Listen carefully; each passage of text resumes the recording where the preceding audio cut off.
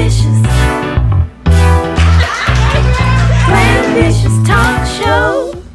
Hello, everyone. I am Lily Mae, and welcome to another episode of the Glambitious Talk Show, where I bring you dynamic women entrepreneurs from around the world. Today is no different. Dr. Chanell, go ahead and introduce yourself to everyone. Hi, everyone. I hope all is well with you. My name is Dr. Chanell Dingle-Sermon, and I am your Dr. South Carolina America 2024. I'm an educator with over 12 years experience, and I love what I do. And I'm also a Bible teacher. I'm a pageant queen on the state, national, and international levels, having had titles on all those levels, actually. And I'm also a nonprofit CEO as well as a life coach. Awesome. So you're a multi-hyphenate. You have so many different things that you are pursuing. Let's start with the pageantry. How did you get your start in pageantry? I just took a chance. I took a chance, and I actually did that later on in life. A lot of people, when they go into pageantry, they start at a real young age. And during that time, the age that they normally start is around 18 to 25, maybe a little older. But for me, I was still finding myself. So when I did get the opportunity, I just thought, you know what, I'm gonna go ahead and take this chance. Yes. And the rest is history. I love it. It's so important that we continue to take chances on the things that we desire to do, no matter what our age is, no matter what our history, our past, our experience, our previous, professions. We shouldn't let any of those things stop us from doing something new, because look what happened. The rest is history. And you've also built a ministry. So tell us about Pretty Doc Ministries and why you call it that. The reason why I call it Pretty Doc Ministries is because, for one, it's actually multifaceted. For one, it's a rebellion against what has been imposed on me early on in life. The not being enough, not being whatever enough to somebody, and then trying to live up to someone's expectations, and just going around for a long time not feeling beautiful enough at times. So also as well, it refers to my giftings, because even though I'm an educator, I teach art. And I love playing the piano. And so what has been clear to me is that I make things beautiful, and that's a gifting. And I do it in different ways, whether I do it through art, music, or even giving exhortation, uplifting others, helping others to feel beautiful. So I'm the pretty doc in different aspects, and I just love that God has put me at such a time and place as this. Yes. I think that is amazing. Like building a ministry to empower others to really, recognize they're pretty. I love that you said I make things pretty. I just love that, because I feel like as people of God, that's what we do. Our anointing turns pain into purpose, right? Our anointing turns things that are ugly into things that are pretty. Our anointing helps deliver people from challenges. And so what, advice would you give as far as anyone who may need a little encouragement right now, as whether they're trying to figure out their purpose, whether they're not feeling good enough? What would you tell that person?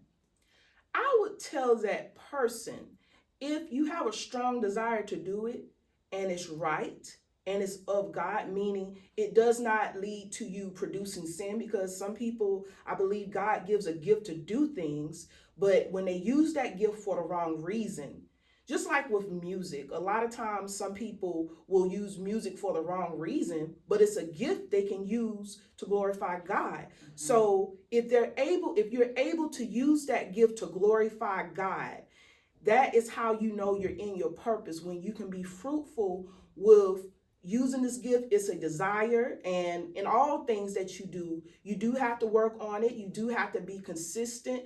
And another thing I would like to share concerning your purpose is, don't ask people about your purpose, because God did not give the vision to them. He gave it to you. And sometimes people will not understand why. When Noah built that ark, people didn't understand why he was building that ark, because God did not give that vision to Noah.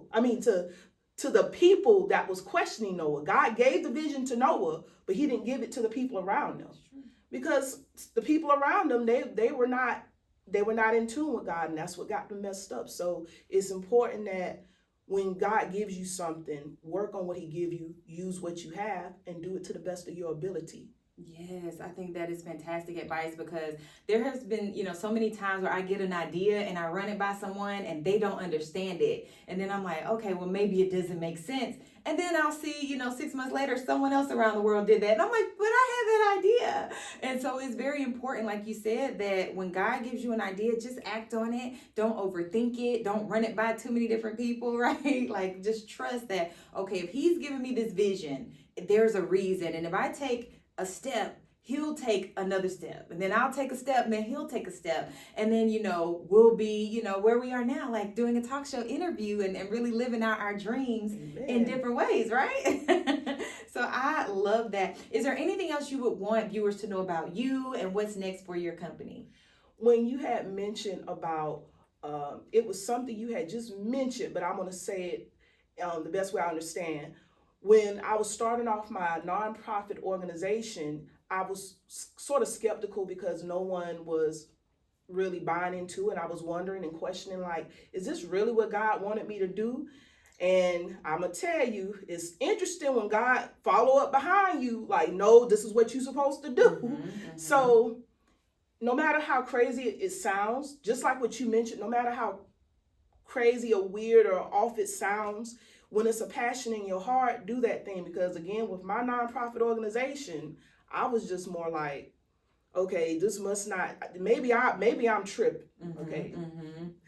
But other than that, I will say if you want to contact me or learn more about my ministries and what I do, I also have a online ministry that I'm building. So to keep up with it, you can go to iamprettydoc.com and all of my information will be there.